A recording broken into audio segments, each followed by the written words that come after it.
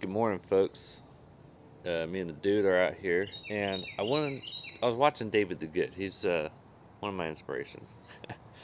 But he did a video of his food forest, and I want to do one every year and show like how it's developing. I'm not really doing a food forest. I'm more of doing a mini orchard, but I'm going to be applying a lot of the same concepts. So anyway, this is the first one. This is really just for me to document where I'm at with everything, because this is year one. Year one of an orchard is not very exciting. It's a bunch of small trees, a bunch of seedlings, and not a whole lot of fruit. So let's get started. All right, year one of the mini orchard.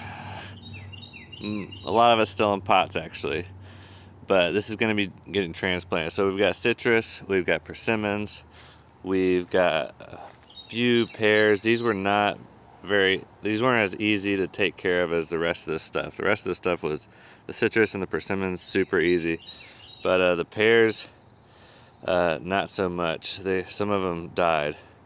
And then I've got some papayas over here. Oh, and blueberries that I bought. All right, so let's get into what we got. We'll start with the peach tree, because that's really the big tree we got. So this was bought in. This is Florida's best peach. Hopefully that's true. We do have 4 peaches on here, I think.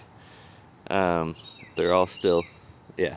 So we got 1 there, and then there's actually 2 there, and then another one right there. So it's Florida's best peach, and what I'm doing is I'm going to put a little blueberry bush in between each tree, because I like blueberries as well, and this is Florida.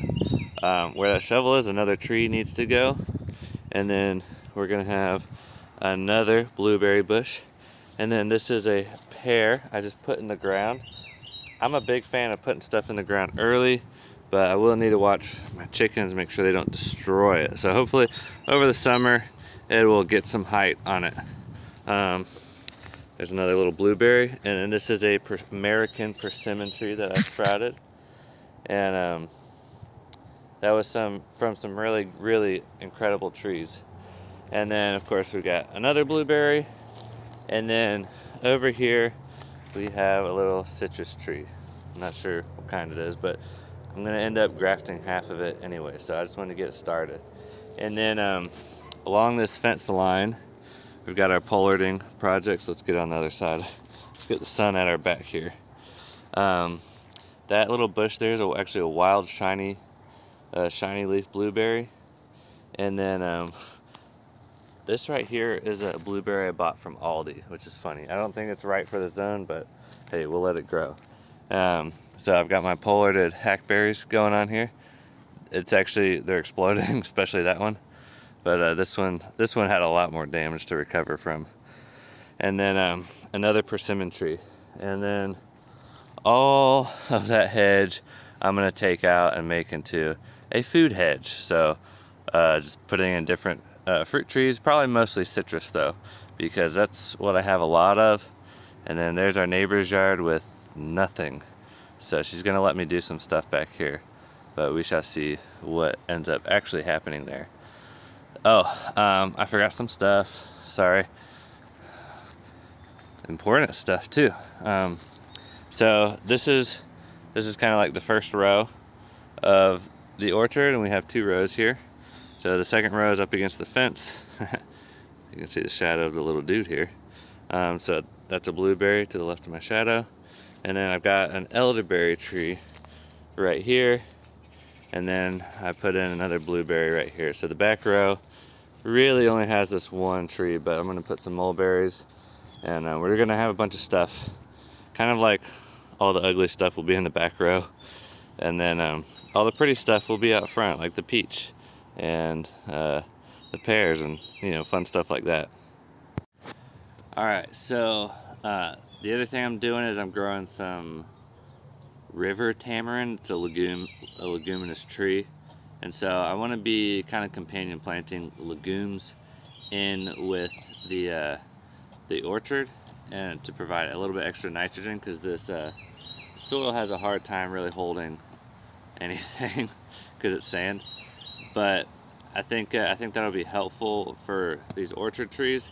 And then I'm basically just going to be really brutal with the legume trees. And if they die, they die. If not, great. If they keep coming back, but I'm just going to trim them pretty heavily. And hey, sweet boy. And got stuff behind your ear, pal. So I'm going to trim them back pretty heavily, dropping their branches for ouch, I got a itch, something biting me. So basically dropping the branches for nitrogen on the surface level, and then roots underground will be producing nitrogen under the ground for the roots of the plant. And also I want to use these nitrogen fixers, the legumes, for feed for animals. So I'm not sure exactly what it's going to look like, but I may be able to chop some branches to feed to goats or feed to pigs or chickens or whatever. We'll see. I'm not sure exactly how good the river tamarind tree is for that, but it's a tree that I collected seed for. I collected seed from just a random tree. I think it was like growing in an asphalt parking lot. So probably pretty vigorous, probably hard to kill. That's usually a good sign if it's growing through asphalt. And then there's some native nitrogen fixers that I want to plant as well, like coral bean. I've been seeing it grow around here, and it has a really beautiful bloom that hummingbirds really love. So I want to grow some of that as well. And then if you guys have any other ideas, oh, one other one is a wax myrtle. It's not a legume, but it is a nitrogen fixer, which is really interesting. Oh, there's a really pretty green anole over there. Most of my yard is brown anoles, but occasionally we see green anoles, and occasionally those green anoles are actually green, not brown.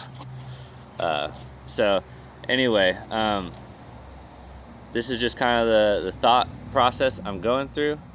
And the wax myrtle is a really cool plant. The leaves are very aromatic. I think it might be related to bay or something like that.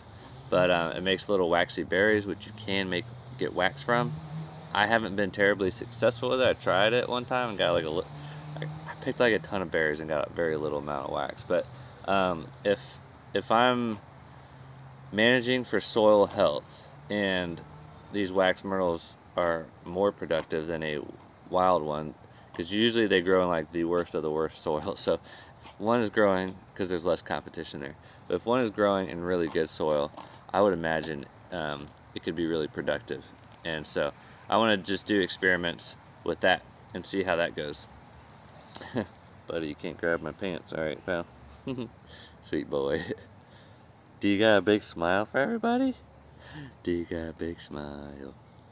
No, he's busy. He's like, I gotta scratch things, I gotta look at things, I gotta try and get my hands on stuff. So that's kind of the thought process. Is I'm managing for soil, number one, and then I'm also thinking about how am I going to feed animals with this stuff, because I'm really not concerned about vegetables so much, because there's a lot of wild vegetables you can eat to get like the nutrients you need from vegetable stuff. But as far as protein goes, I think protein is going to be the hard item to get. I mean, in nature, protein is always the hardest thing to get. So I'm focusing a little bit more so on how am I going to growing stuff to feed animals that is really productive, rather than to feed me, because the animals are going to end up feeding me. And so that's what chickens are for. So hopefully I'm working on a pig pen back here. And then goats are also something in the future, and we'll see how that goes. So hopefully everything, supply chains and stuff remain good, and prices remain affordable, but it's not something I really want to count on. And so this is just a way for me to build wealth. I mean, even with my chickens, I'm producing eggs at $1.90 a dozen, and at the store, like at Aldi, of all places, eggs were $3.06. So, you know, I'm making $1, you know, roughly $1 and some change for every dozen of eggs I produce in my backyard. And it's fun, and I'm getting a bunch of compost out of it. And like, environmentally, it's just a million times better. Ethically, it's a million times better. Just pretty much on every level, it's a better way to produce eggs.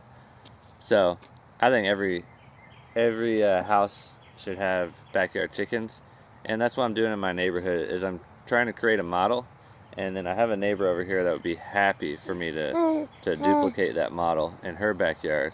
And I'm just gonna go around the neighbors and ask them, like, hey, come check this out. Is this something you'd be interested in? You know, what aspects of what I'm doing could we duplicate? You know, not everybody wants pigs in their backyard. Some people might just want an orchard. Some people might just want chickens. Whatever it is, we can manage for different things. But I want to have an incredibly diverse food production model in my backyard so we can duplicate it for other folks. And maybe we'll change the world. Maybe we won't. But we'll have fun doing whatever we're doing. Either way. Alright, say goodbye, duder. Say goodbye. Say bye-bye. Bye-bye. Bye-bye, everybody. There's a big smile. Good job, buddy.